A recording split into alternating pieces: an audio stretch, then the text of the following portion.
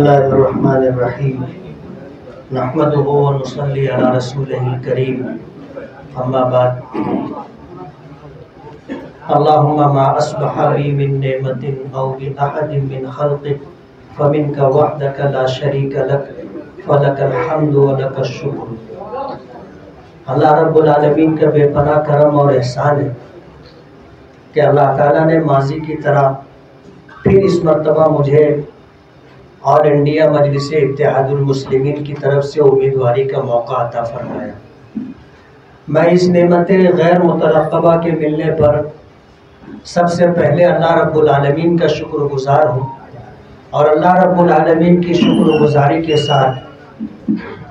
हमारे मजलिस इत्तेहादुल मुस्लिमीन के कौमी सदर बैरिस्टर असदुद्दीन ओवैसी और उनके तमाम रफ़क़ा और ख़ास तौर पर शिमाली महाराष्ट्र के सदर अलहाज डॉक्टर खालिद परवेज़ साहब, नासिक ज़िले के सदर अलहाज अब्दुल मालिक यूनुस ईसा साहब और हम सब के सरपरस्त अलहाज यूनुस ईसा साहब, इन सभी लोगों का मैं बहुत बहुत शुक्रगुज़ार हूँ। पार्टी ने जिन उम्मीदों के साथ और तवक्कुआत के साथ मुझे उम्मीदवारी दी है, मैं इंशाअल्लाह उस पर पूरा उतरने की कोशिश करूँगा। हालात बज़ाहिर सख्त हैं, रास्ता दुश्वार गुजार ज़रूर है, लेकिन मायूस कुन नहीं। आदमी जब मैदान में आता है और मुकाबला होता है तो जाहिर बात है मुकाबले में दोनों पहलू साथ साथ ले करके चलते हैं, लेकिन हालात के पेश नज़र ये बात लोगों के दिलो दिमाग तक पहुंचती है कि असबाब के दर्जे में फ़ैसला क्या आना है। हम अल्लाह रब्बुल आलमीन से बहुत पुरुम्मीद हैं और हमें अल्लाह की रहीम व करीम ज़ात पर पूरा भरोसा है कि इंशाअल्लाह कामयाबी हमारे हमरेकाब होगी। जिन उम्मीदों के साथ हमें ज़िम्मेदारी दी गई है उन ज़िम्मेदारियों को हम पूरा करेंगे। पार्टी की तंजीमी ढांचे और पार्टी के ज़िम्मेदारान को पार्टी की तरफ से जो ज़िम्मेदारी दी गई है, ख़ास तौर पर हम सभी हजरात साथ में थे, जिसमें हमारे सरपरस्त अलहाज यूनुस ईसा साहब, डॉक्टर खालिद परवेज़ साहब, अब्दुल मालिक यूनुस ईसा साहब, अब्दुल माजिद और मेरे साथ जो हमारे रफ़क़ा थे, उन तमाम लोगों को ये ज़िम्मेदारी हमारे कौमी सदर बैरिस्टर असदुद्दीन ओवैसी साहब ने दी है कि सबको मिलजुल करके ये सीट चुनवा करके लाना है और इंशाअल्लाह हम सब एकजुट हो करके काम करेंगे, कोशिश करेंगे। बाहमी मशवरे से हमें आगे कैसे जाना है, किन मुद्दों पर इलेक्शन लड़ना है, हमारा क्या मंशूर होगा, उन तमाम चीज़ों को ले करके हम आइंदा आप हजरात के सामने दोबारा आएंगे। जहाँ असहाबुर राय लोग जमा होते हैं, साहिबुर राय जिनकी अपनी सोच होती है, जिनका अपना एक विज़न होता है, वहाँ पर इख्तिलाफ राय होना लाजमी और ज़रूरी। ऐसे लोगों का इकट्ठा होना जिनकी अपनी कोई राय ना हो तो वो सब हाथ उठा करके तायद करते हैं। तो इख्तिलाफ का होना ये फितरी बात है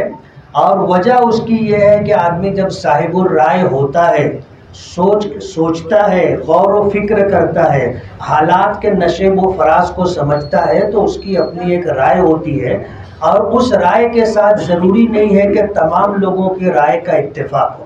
इसलिए हमारे दरमियान छोटी मोटी बातों पर बात हुई होगी, लेकिन आज अल्हम्दुलिल्लाह हम लोग मुत्तहिद हो करके मजलिस इत्तेहादुल मुस्लिमीन के प्लेटफार्म से आने वाला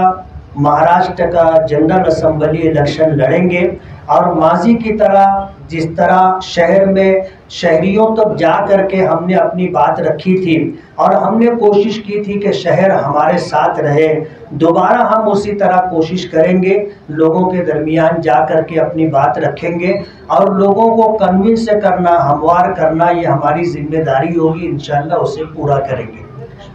इलेक्शन होते रहते हैं, अभी महाराष्ट्र का असम्बली इलेक्शन होना है, उसके बाद कारपोरेशन का इलेक्शन होना है। मजलिस इत्तेहादुल मुस्लिमीन के प्लेटफार्म से अपने तमाम जिम्मेदारों की सरपरस्ती में रहते हुए हम कारपोरेशन का भी इलेक्शन लड़ेंगे। और जिस तरह इस वक्त आज हम लोग महाराष्ट्र के जनरल असेंबली इलेक्शन में मुत्तहिद होकर के, एकजुट होकर के आगे बढ़ने की कोशिश कर रहे हैं, कारपोरेशन के इलेक्शन में भी हम लोग एकजुट होकर के कारपोरेशन का इलेक्शन लड़ेंगे। और हमारी कोशिश ये होगी कि इस शहर को विकास के रास्ते पे ले जाने के लिए जो चीज़ें ज़रूरी है उन तमाम चीज़ों को हम साथ लेकर के चलेंगे। महाराष्ट्र का असेंबली इलेक्शन अभी अनकरीब उसका ऐलान होना है। हालात के पेश नज़र बज़ाहिर ऐसा लग रहा है कि कुछ इसमें ताख़ीर हो सकती है, लेकिन इलेक्शन तो बहरहाल होना ही है। महीना 2 महीना आगे पीछे इंशाअल्लाह इलेक्शन होगा और इस इलेक्शन के बाद कारपोरेशन का भी इलेक्शन होगा। शहर के विकास के लिए जहां मालेगांव सेंट्रल हल्के से असेंबली में उम्मीदवार जाना ज़रूरी है, इसी तरह कारपोरेशन में भी मजलिस का इक़्तिदार ज़रूरी है। एक एमएलए का जो फंड होता है वो छोटा फंड होता है, 5 करोड़ रुपया सालाना, और वो भी आगे पीछे आता है। 5 करोड़ रुपया शहर के विकास के लिए ऐसा है जैसे ऊँट के मुंह में जीरा। लेकिन कारपोरेशन आज 500-700 करोड़ रुपए का बजट रखती है और इस मरतबा तो गालिबन 1000 करोड़ रुपए का बजट है। अगर कारपोरेशन का जनरल बजट मालेगांव के मूलभूत सुविधा के लिए, बुनियादी सहूलियात के लिए अगर सही तरीके से इस्तेमाल किया जाता तो आज शहर का ये नक्शा नहीं होता जो है। तमाम जितने बड़े रास्ते हैं सब सुधर गए होते और आसपास की जो हमारी कच्ची बस्तियां हैं उन कच्ची बस्तियों में भी रोड, रास्ते, पानी, लाइट की सारी सुविधाएं होती। 5 करोड़ रुपये में क्या हो सकता है आपने देखा, और 500 करोड़ रुपये में क्या हो सकता है आप उसका अंदाज़ा कर सकते हैं। अगर शहर को हम लोग विकास के रास्ते पर ले जाना चाहते हैं और शहर की तमाम बुनियादी सहूलियात शहरियों को मुहैया हो, उसके लिए जहां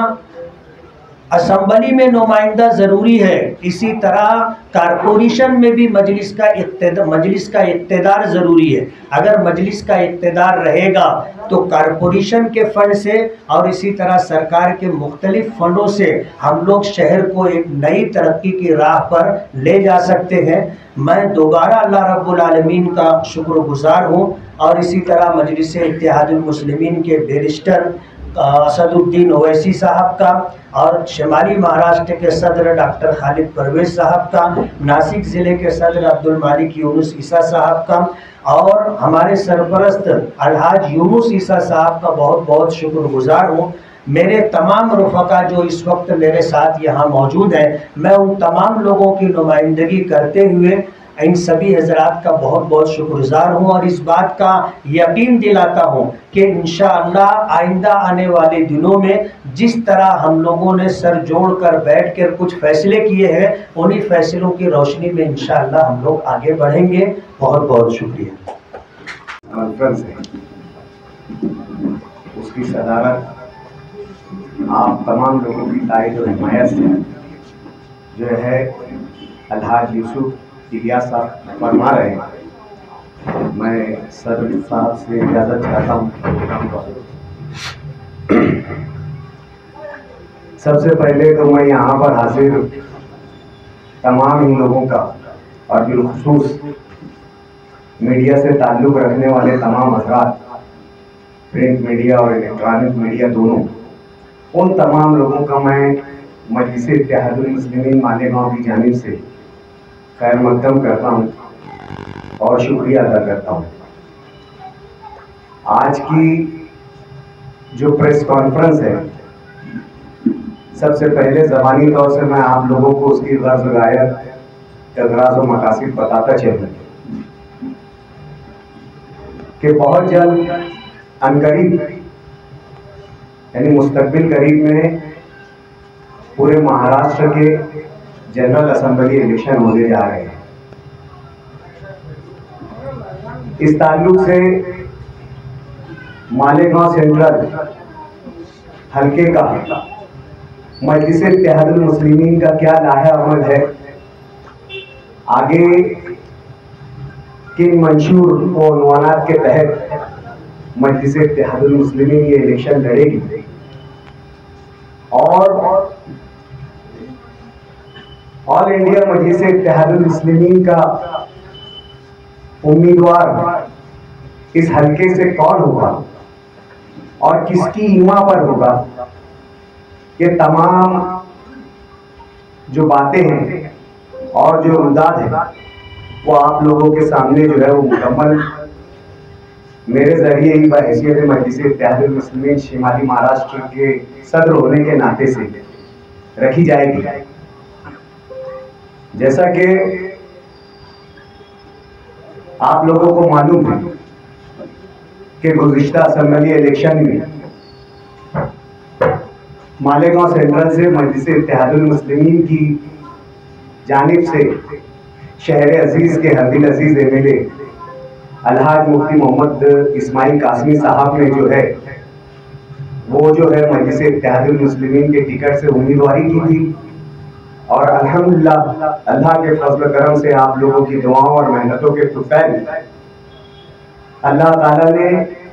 एक अजीमुशान कामयाबी जो है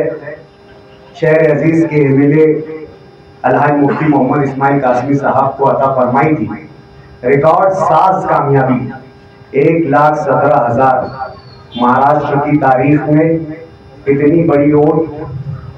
उस असेंबली इलेक्शन में किसी ने नहीं हासिल की थी और बहुत ही क्लियर मार्जिन से जो है मुफ्ती मोहम्मद इस्माइल कासमी साहब ने जो है वो इलेक्शन में कामयाबी हासिल की थी। 5 साल मुसलसल मुफ्ती मोहम्मद इस्माइल कासमी साहब पार्टी से जुड़े रहे, जहां जहां जरूरत पड़ी पार्टी को मजलिस को वहां वहां मौसूद ने अपनी खिदमत अंजाम दी। नजरियात में इख्तिलाफ होना और ख्यालात में इख्तिलाफ होना ये जिंदा कौमों की निशानी है और ऐन इंसानी फितरत का तकाजा है। मजलिस इत्तेहादुल मुस्लिमीन के आमदार होने के नाते से और हम लोगों के मजलिस इत्तेहादुल मुस्लिमीन के जिम्मेदार होने के नाते से ऐसी बातों पर कहीं ना कहीं इख्तिलाफ हुआ होगा जो कोई बहुत बड़ी शक्ल इख्तियार न कर ले, ऐसा ही इख्तिलाफ मामूली इख्तिलाफ जिसको कहा जाए वो हुआ। इस बीच हमने भी उम्मीदवारी की जो है गुजारिश जो है जिम्मेदारान से की थी और मुफ्ती मोहम्मद इस्माइल कासमी साहब ने भी की थी और हमारी शुरुआती बात में यह तय हुआ था कि हम भी उम्मीदवारी चाहते हैं, आप भी चाहते हैं और आपकी भी ख्वाहिश मजलिस से ही उम्मीदवारी करने की है, तो क्यों ना ये फैसला मजलिस के बड़ों पर छोड़ दिया जाए। इस ज़िमन में पिछले 2 हफ्ता पहले मालेगांव शहर के तमाम मजलिस इत्तेहादुल मुस्लिमीन के जिम्मेदारान का हैदराबाद जाना हुआ, जहां पर हमारी मरकजी क़यादत से मालेगांव शहर की सियासत पर और पार्टी के कामकाज पर और दोनों उम्मीदवारों के अपनी अपनी कारकर्दगी पर तफसीली गुफ्तगू और चर्चा हुई। उसके बाद हमारे जो मरकजी और कौमी सदर बैरिस्टर अलहाज असदुद्दीन अवैसी साहब, उन्होंने फैसला किया और अपने फैसले में जो है अलहाज मुफ्ती मोहम्मद इस्माइल कासमी साहब की मजलिस की जानिब से मालेगांव शहर सेंट्रल की उम्मीदवारी को कतईयत दी, जो है उस पर जो है मुहर सख्त की और मुफ्ती मोहम्मद इस्माइल कासमी साहब की उम्मीदवारी को जो है मालेगांव सेंट्रल हल्के से जो है वो फाइनल किया। और इस बात की जिम्मेदारी हमें दी गई कि आप तंजीमी जिम्मेदार होने की हैसियत से शहर में जो है इस बात का ऐलान किया। हमने भी हमारे सदर मौसूद के फैसलों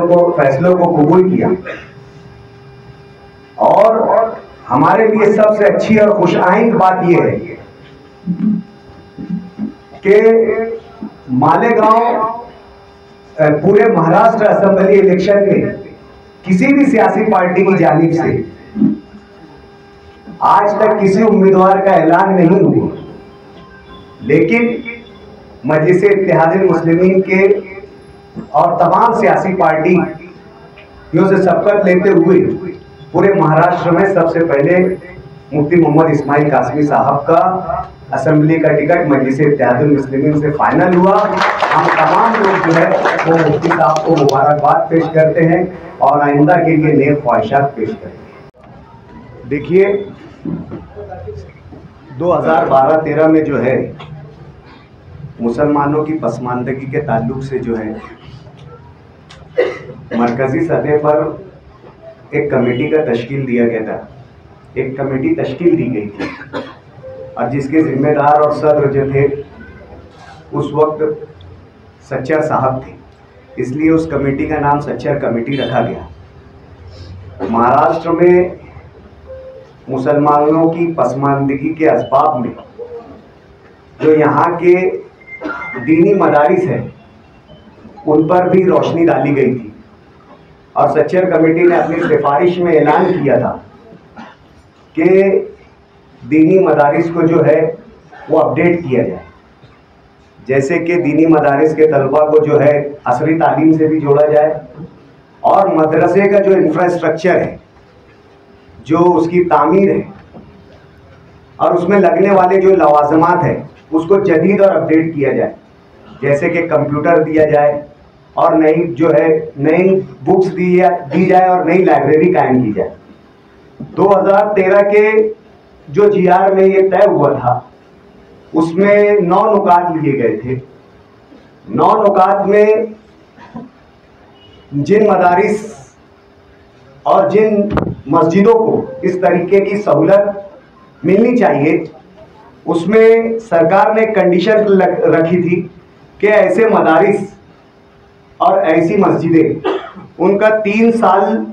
पुराना रिकॉर्ड होना चाहिए और वो वक्फ बोर्ड में रजिस्टर्ड होना चाहिए। ये 2013 का जो था ये जीआर था और ये जीआर में जो है 2 मरतबा अमेंडमेंट हुआ। इसका अमेंडमेंट जो लास्ट अमेंडमेंट हुआ था वो दिसंबर 2022 में हुआ था, दिसंबर 2023 में हुआ था। उसमें भी 9 नुकात थे और 9 नुकात में जो है कहीं भी मस्जिद या मदरसे को सोलार पैनल देने की बात नहीं थी। लेकिन अगस्त 2024 का जो जीआर आया गवर्नमेंट से, 21 अगस्त 2024 को जो जीआर आया उसमें वाज़े तौर से जो है गवर्नमेंट ने है अपने जो 9 नुकात थे उसमें 90 नंबर पे जो है वो सौर ऊर्जा प्रकल्प बसविनिया साठी इसका एक एडिशनल जो है तो पॉइंट जो है ऐड किया। तो बोलने का मतलब आज से पहले गवर्नमेंट के ज़ेरे गौर ऐसी कोई बात नहीं थी। ये अगस्त में जो है गवर्नमेंट ने ये ज़ेरे गौर थी और इसको कानूनी तौर से अमल में जो है आप लोग देखेंगे कि 21 अगस्त के जीआर में गवर्नमेंट ने लाया। इससे पहले गवर्नमेंट के ज़ेरे गौर था लेकिन इसकी कानूनी कोई हैसियत नहीं थी। सवाल तो ये है कि ये पूरे महाराष्ट्र में अगर लोग बोल रहे हैं कि मालेगांव की मस्जिद को मिलेगा तो ऐसा नहीं है। अगर झोड़गा की मस्जिद वाले भी अब इस जीआर के अकॉर्डिंग जीआर अपने इसके सोलार सिस्टम को अप्लाई करते हैं तो उन्हें भी सोलार सिस्टम की जो है वो सहूलत और जो है सोलार सिस्टम का जो भी गवर्नमेंट का जो देने का वो है इरादा है वो मिलेगा। मालेगांव की मखसूस मस्जिदों के लिए ये नहीं है, पूरे महाराष्ट्र की मसाजिद और मदारिस के लिए ये जीआर है। सवाल मसाजिद और मदारिस को जो है सोलार सिस्टम देने का नहीं है। सवाल ये है कि जो लोग ये कहते हैं कि हम लोग मुसलमानों को मस्जिदों में घुस कर मारेंगे और ये उसी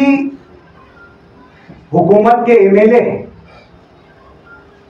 अगर आप मस्जिदों को सोलार सिस्टम देने की बात कर रहे हैं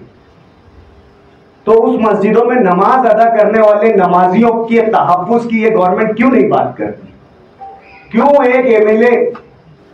जो रियासती हुकूमत का जिम्मेदार है वो ये बात करता है कि हम मस्जिदों में घुसकर मुसलमानों को मारेंगे और उसी सरकार के जो जिम्मेदार है नायब वजीर आला और उसी सरकार के दूसरे नायब वजीर आला जो वजीर दाखिला है वो उस एमएलए पर कार्रवाई नहीं करते। आज सोलार सिस्टम का जो लॉलीपॉप हमें दिया जा रहा है, जैसे कि वक्फ तरमीमी बिल सेंट्रल गवर्नमेंट की जानिब से पेश किया गया है 2024। आप मस्जिदों में सोलार सिस्टम देने की बात करते हैं, लेकिन मस्जिदों की तहफ्फुज़ की बात नहीं करते आप। क्यों इस गवर्नमेंट ने जो है वक्फ तरमीमी बिल का, जैसे कि तेलंगाना में असदुद्दीन अवैसी की इमा पर और वहां के जो फ्लोर लीडर अकबरुद्दीन अवैसी की इमा पर वक्फ बोर्ड तरमीमी बिल 2024 को रिजेक्ट किया। आज मस्जिद मदारिस को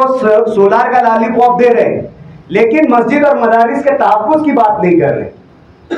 गवर्नमेंट ने अपनी पॉलिसी वक्फ तरमीमी बिल पर वाज़ेह तौर से क्लियर करना चाहिए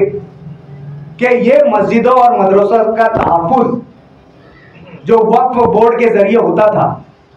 आप इस तरीक़ाकार को कायम रखेंगे या जो तरमीमी बिल सेंट्रल गवर्नमेंट की जानिब से पेश किया गया है आप उसकी हिमायत करेंगे। इसी से जुड़ा सवाल है कि वो नीतीश राणे ने कहा है मस्जिदों में घुस के मारेंगे और आपने धरने का ऐलान किया है, पुलिस परमिशन मरहले में है। आपने कहा अगर इजाज़त पुलिस नहीं देती तो क्या करेंगे? क्या धरना देंगे या फिर अपना एहतजाज वापस ले लेंगे? देखिए, वक्फ तरमीमी बिल और जिस तरीके की नफरत अंगेज और जहर अफशानी की जा रही है, ये तो अशद ज़रूरी है कि हमारा शहर जो है वो बेदार शहर है। और आप लोगों को मालूम है कि जब इस तरीके की कोई हरकत होती है तो आवाज़ सबसे पहले मालेगांव शहर से उठती है। अगर बुध के रोज़ के धरने की परमिशन नहीं मिलती है तो भी इंशाअल्लाह हम लोग बुध के रोज़ धरना देंगे और आप लोगों को जो है तो सोशल मीडिया के जरिए आगाह करेंगे।